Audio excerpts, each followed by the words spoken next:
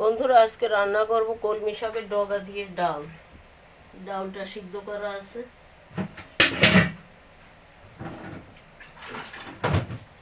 একটু জল দিয়ে দিই। ডালটা সিদ্ধ করা।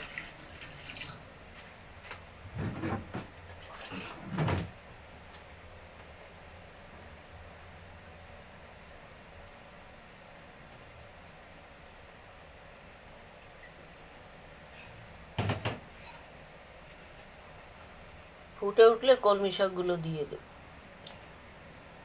লবণ দিলাম পরিমাণ মতো,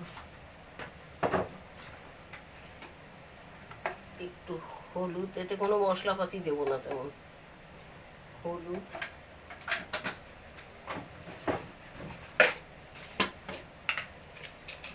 একটু মিষ্টি, চিনি দিলাম।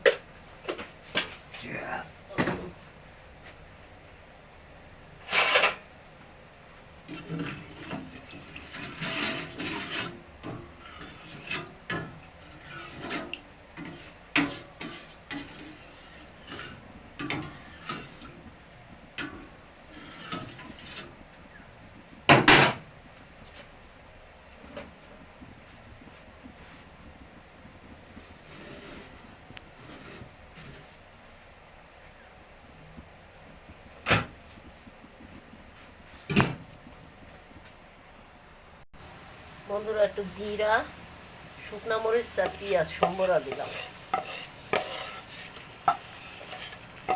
একটু ভালো ফ্লেভার বেরোচ্ছে।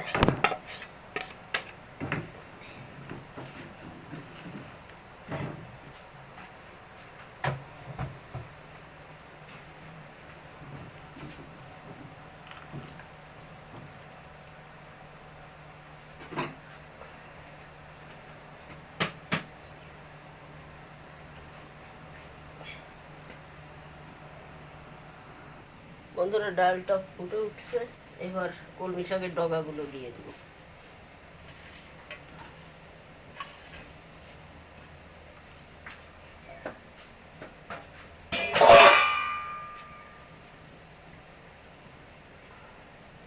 আমার দিদিমাকে খেতে দেখেছি কলমি শাকের ডগা দিয়ে মুগ ডাল রান্না করতো, পাঁচফোড়ন সম্বরা দিয়ে। তিনি আবার পেঁয়াজ রসুন খেত না, নিরামিষ রান্না করে খেত। আমরাও খাইছি অবশ্য, তার রান্না খুব ভালোই করতো, ভালোই লাগতো।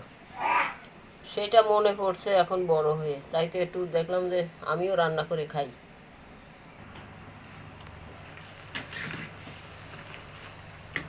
দিদিমা দিত অবশ্য পাঁচফোড়ন, আমি দিছি জিরা ফোড়ন।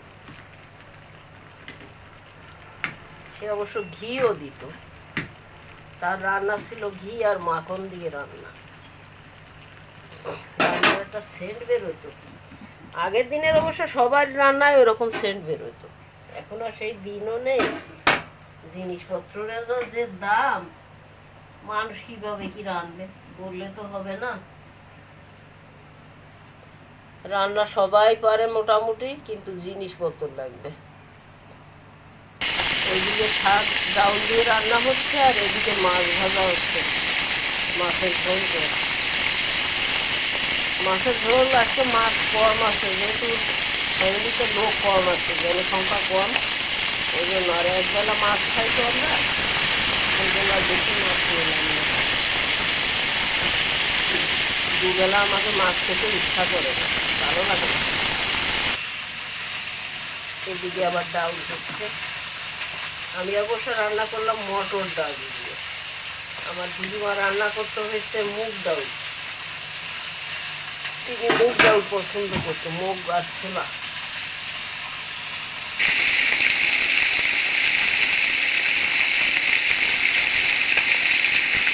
বন্ধুরা, আমার ডাল কলমি শাক রান্না কমপ্লিট, সিদ্ধ হয়ে গেছে।